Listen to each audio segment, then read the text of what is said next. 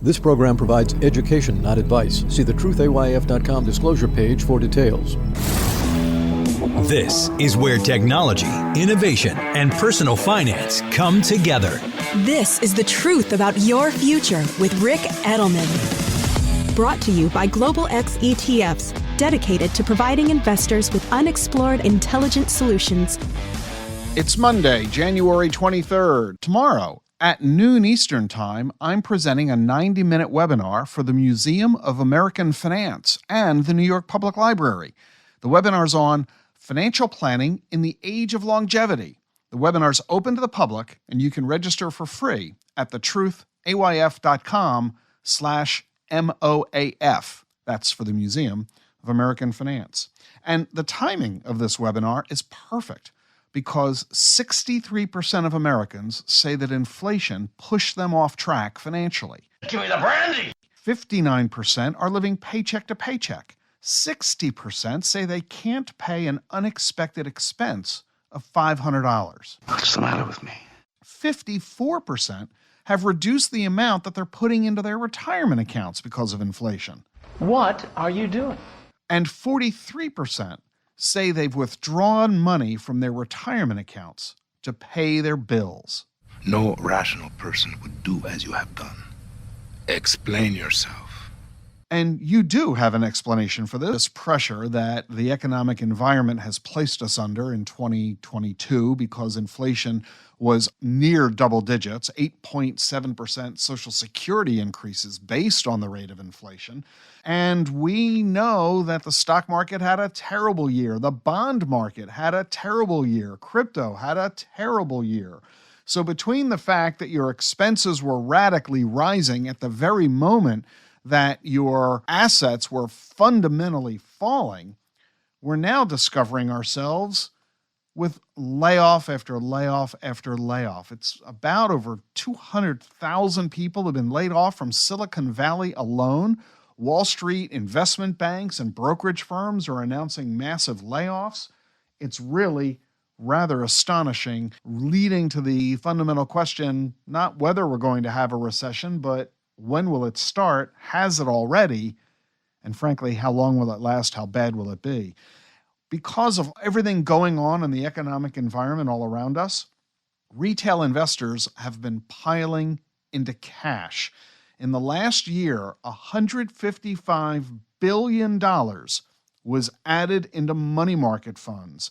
Annuity sales are at their highest levels since the Great Depression. You want to explain yourself? And, since that's what you're doing, since so many folks are putting money into cash and into lousy investments like annuities, comes Morningstar's new study. The Center for Retirement and Policy Studies at Morningstar has just released a report saying that annuities deliver little benefit to wealthy investors. And I'll ask you, are you a wealthy investor? Do you have several $1 million? I mean, it's only wealthy people who have the money to invest. And what is it that these wealthy people are investing? Very often annuities, because you don't want the volatility of the stock market. You love the idea of a so-called guaranteed income. And annuity sales are off the charts. But Morningstar says that if your wealth is 36 times more than your retirement income need, say no to annuities. Okay, that was a big of a jumble. What exactly did Morningstar say? Let me make it simpler for you. If you need $100,000 in retirement income and you have more than $3.6 million in savings, you should not buy an annuity. According to the Morningstar quote, annuities do not add much value when an investor is already well prepared for retirement. They do not help much when Social Security or other guaranteed income sources already cover the majority of your retirement expenses. That's Morningstar speaking. And J.D. Power really ties it all together. They just released a survey of investors and found out that buying an annuity is like buying a boat. You've heard that joke, right? What are the two happiest days of a boat owner? The day they buy it and the day they sell it.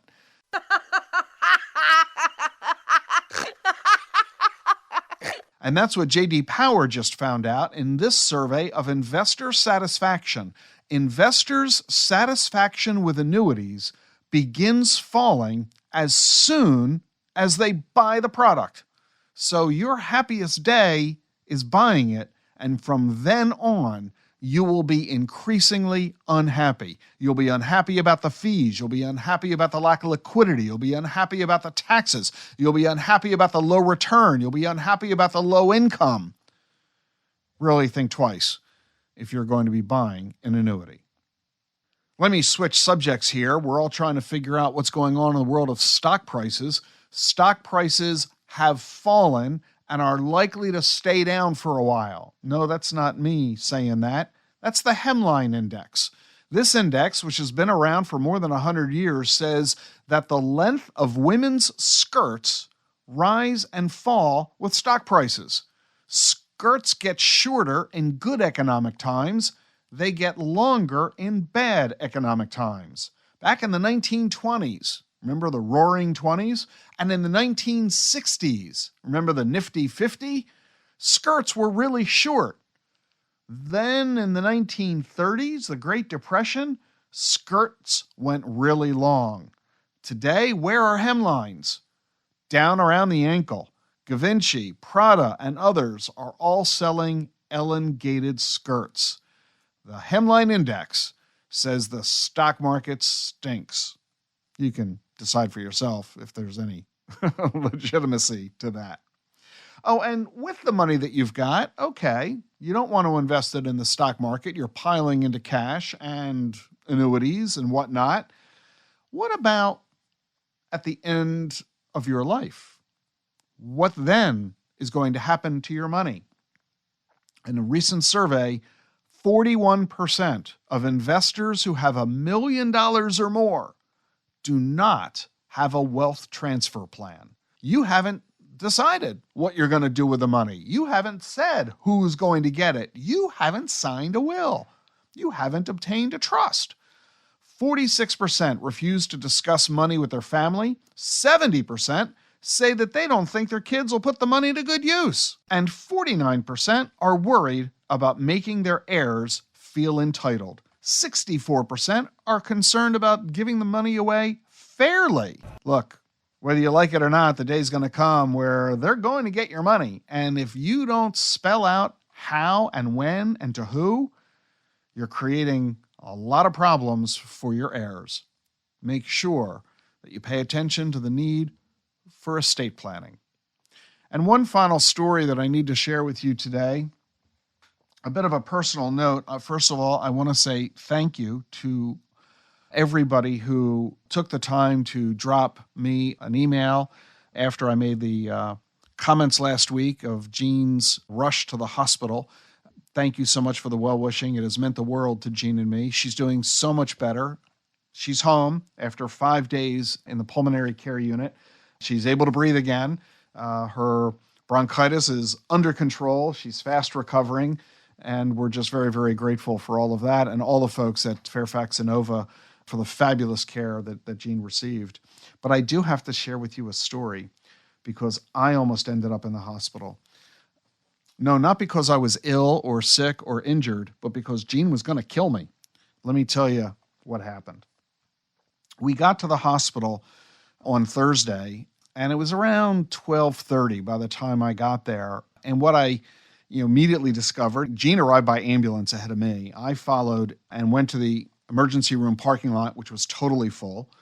That itself is a sad commentary on our times, isn't it? How busy hospitals are these days. So I went to the green parking lot, which is a huge parking tower, 5 stories tall. And because I had gotten there, around 12:30 in the afternoon, what I've come to discover is that those parking lots fill up fast because visitors coming to see family, they arrive very early in the morning and people tend to stay all day. I mean, I certainly did with Jean. So, when you first show up at a parking lot early in the morning and it's empty, what do? Well, you park at the closest spot to the elevator on the first floor, right? And only when that floor fills up with cars do you drive to the next floor and then to the next and to the next. By the time I got there at 12:30, I ended up driving all the way to the top at the 4th floor. and pretty far away from the elevator. And okay, so what? Who cares? That's where I parked. Jean was in the ER. I met her there. After a few hours, we got moved to the pulmonary care unit. And I realized, I said to Jean in the ER, as they were telling us they were going to keep her, which we kind of knew was going to happen, and that they were going to move her to pulmonary care, I said, Jean, give me your jewelry. You know, we hadn't given that any thought at the house when we were waiting for the ambulance and when the paramedics had arrived, nor in the early moments of the ER with all the bluster and trauma going on. But as things were calming down a little bit, it occurred to me, don't let patients wear jewelry if they're unconscious, if they're sedated, if they're who knows what sleeping, just a reasonable note of precaution. So Jean readily agreed. She was wearing a wedding band, some stud sapphire earrings, and a necklace that she loves, frankly, a little too much for my taste because I didn't buy it for her. She bought it for herself, and she loves this necklace, and it's not terribly valuable. It's a few $1,000s, but it's one of her favorites. And so she gave me all of her jewelry and said, as you can imagine, be careful. Of course, I said to Jean. I took her wedding band and her stud earrings and I wrapped them carefully in a piece of tissue paper and rolled that up very carefully. And I put the wedding band and the earrings, which are very small, into that tiny little pocket in your blue jeans. On the right-hand side above your regular pocket, it's a little pocket watch pocket. I put the wedding band and earrings there, a small, snug, safe little pocket where nothing will ever disturb it. But her necklace was too large to fit in that pocket. It's about 2.5, 3 inches high and 1.5 inches wide and a little bit bulky. There's no way it would fit in there. So I wrapped it very gently in 2 pieces of tissue because Jean admonished me, be careful with my necklace. It's very fragile, she said. She loves this necklace. So I carefully, in 2 pieces of tissue, wrapped it up and I put it deep into the right-hand pocket of my blue jeans. That's where I placed it. Very safe, very secure, very tight, and undisturbed. Well, we fast forward. I left the hospital at about 9:30 or 10 o'clock that night. Jean demanded that I go home and take care of Hoshi, our dog, and that I get some rest. And so grudgingly, I left the hospital and I went out to the parking lot, used the automated pay system, stuck in my credit card, went out to the car, and I had my key in my pocket, pulled the key out of my pocket, got into the car, went home. I get home. I'm taking everything out of my pockets as I'm getting ready to go to bed. I go into the watch pocket and I pull out the tissue that's holding Jean's wedding band and her earrings. Not a problem, all good. I then put my hand into my right-hand pocket to get the pendant, and there's nothing there. The pendant is gone. Oh my goodness gracious, I'm thinking to myself. How did this happen? Where is it? How did I drop it? Where did I drop it? When? I'm racking my brain. I haven't put my hand in that pocket all day long. There's nothing in that pocket. My left-hand pocket is where my driver's license and credit cards are. That's how I paid in the parking lot. That's where my car key was. That was all my left-hand pocket. I deliberately put the pendant in the right pocket because I don't use that pocket. What happened? Where does it go? What am I going to do? How am I going to tell Jean? How did I lose it? Jean's going to kill me. First, she's going to recover, and then she's going to kill me. Couldn't figure it out. I'm racking my brain. My head is spinning. And then about 1 a.m, while I'm laying in bed, worrying both about Jean and my own safety for when she finds out I've lost one of her favorite necklaces, when do I tell her? How do I tell her? Do I wait for her to recover? Do I tell her now and upset her? As I'm going through all of this, it occurs to me, wait a minute. When I arrived at the hospital that morning, I figured I was going to be there with her all day and well into the night, and I was worried that my phone would lose its charge. So I took the cord for my battery charger that I keep in the center console of the car. I pulled it out of the car, wrapped it up, and stuck it into my pants pocket, the right side of my jeans, which is where I later put her pendant. When I got back to the car on my way home that night, I not only pulled the car key out of my left pocket, I pulled the charger cord out of my right pocket to put it back in the car. When I did that, it must have dragged along the tissue with it containing the pendant. It must have fallen out of my pocket. So I quick ran to the car. Nope, it wasn't in the car. It wasn't on the floor by the car in the garage. It must have fallen out at the parking lot at the hospital. I didn't hear it. I didn't notice it. I certainly didn't step on it. I would have felt that. But I wonder, is it still there? And now I'm thinking to myself, well, it's 1 o'clock in the morning. Do I go back to the hospital right now to go grab it? I mean, I'm thinking to myself, no, I'm not going to do that. That's crazy. It's 1 o'clock in the morning. If I do that, I'll be exhausted. It'll be an hour and a half before I get back home, only to find out I'm sure it's probably not there anyway. That's not going to do anybody any good, certainly not me. Besides, this is at the top of the parking lot at 1 in the morning. The parking lot's empty. Nobody, if it's laying on the ground, it's still going to be laying on the ground. The only way it's going to be gone is if a janitor comes by to clean the parking lot. And what are the odds that there's a maintenance crew doing that? Nobody else is going to touch this tissue paper. I mean, are you going to pick up a piece of tissue paper lying on the ground outside of a hospital? I don't think so. So if it's there, it's still going to be there. Even if I get there at 1 in the morning and I somehow discover that it's there, that a janitor didn't clean it away, it's probably broken.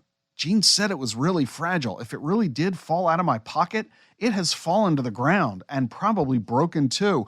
Or when I drove away, I probably drove over it, crushing it. So the odds of this having a happy ending, I'm thinking to myself, are not good, and I'm not going to compound it by driving there at 1 a.m. to discover this fact. I'm going to wait till the morning. So that's what I decided to do. Didn't have a very good night of sleeping, as you can imagine, but which was it that I was worrying about more? Jean and how she was feeling, or the fact that she was going to kill me the next day? So, sure enough, the next morning, I leave really early. I get to the hospital 7:30 in the morning, long before most people have arrived. The parking lot is largely empty. People are piling into the first level, but as I drive up and up and up to where I had parked the night before, up on the 4th level, no cars are around. Everybody's parking on the lower levels still. I get to my spot where my car was parked the night before, and as I approach it, sure enough, I see something laying on the ground right by the spot where I had parked. I stop the car, I jump out, I go over, I grab it. It's the tissue. I open it up, and there's her pendant in perfect condition. The wave of relief that rolls over me was one of the most wonderful feelings I'd ever had. And I knew at that very moment, Jean was going to be fine. If her necklace could survive this ordeal, so will she. My new question was, do I tell her of this saga? Will she find it funny?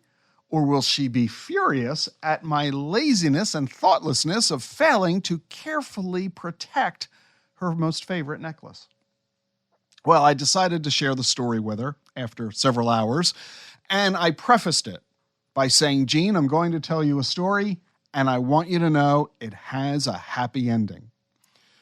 And I had to say that to her several times as I was describing the story to her. I could notice her constricted breathing as she was holding her breath, waiting to hear what was going to happen next. And I had to keep saying, Jean, there's a happy ending. You can breathe. You can relax. This is a fun story. It's not a problem. And at the end, she laughed and she shook her head and she simply said, you're lucky. So that's me today, one of the luckiest guys in the world. Jean's back home. The Truth About Your Future is sponsored by Global X ETFs. Exponential technologies are transforming the world around us and creating investing opportunities along the way. Artificial intelligence, blockchain, and clean energy are among the breakthroughs shaping new possibilities for the future. But is your portfolio keeping up? Visit globalxetfs.com to discover how you can invest in these and other disruptive innovations. The information you need to plan for the tomorrow you want. This is The Truth About Your Future with Rick Edelman.